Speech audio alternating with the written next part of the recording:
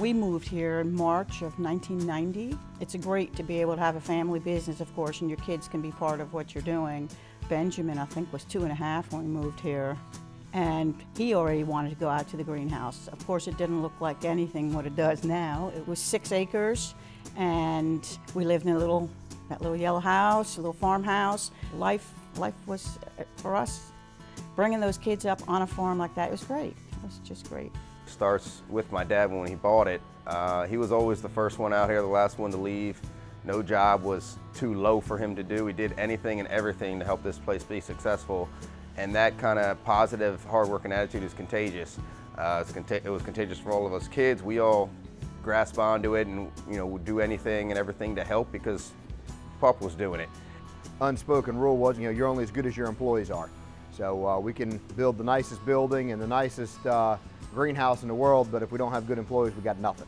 As far as investing back into the company, that's something that, again, my dad has always kind of preached and acted on.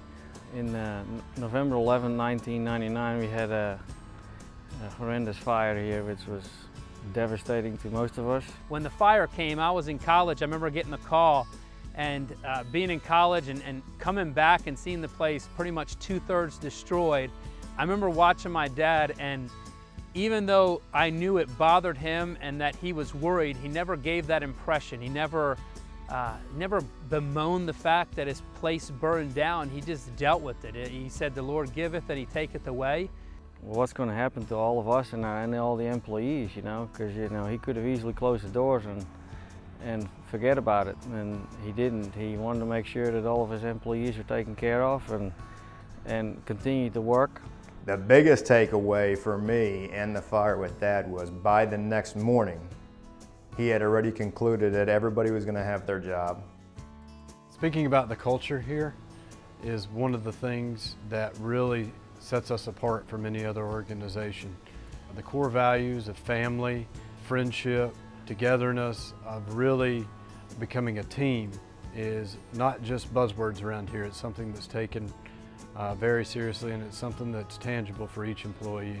He laid a foundation. He gave us all the things we needed to do and then pushed us off. And I'm just looking back to see how much, a lot of times you think you did something and you can just notice how he was guiding you along the way. And so it's always impressed looking back on his life and everything he did, from business to missions to his church involvement, which was massive and still is.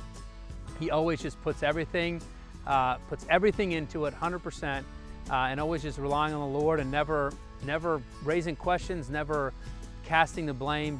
He just does his work in an amazing way, and it sets an amazing example for all of us. We grew up in church all the time. So that's one of the values that when he built this company, that was one of his main focuses, was mission work and his employees.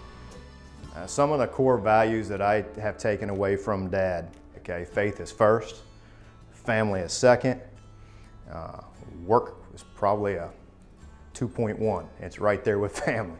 But I would like to say a thank you to my father for the opportunity that he gave me as a kid growing up, and then on top of that, as the opportunity to buy Battlefield Farms. So thanks for building a great company, and hopefully that Anthony and I won't let you down. Papa, wanted to have a chance to tell you how much I really appreciate all the opportunity that you've given me and the exceptional example that you've been my entire life. I'm very thankful for the opportunity to take over the company with Bobby and to hopefully continue on the legacy that you've started, both work-wise, management-wise, and through mission work. You're the greatest man I've ever known, and I'm very glad that you're still around, and hopefully for many, many more years to help us out and keep guiding us. Thank you. Lastly, I'd like to say a special thanks to my mother, Lona Van Hoven, for all of her love and support through the years. There's an old saying that says, behind every great man stands a great woman, and that's definitely the case here. So, thanks again, Mom.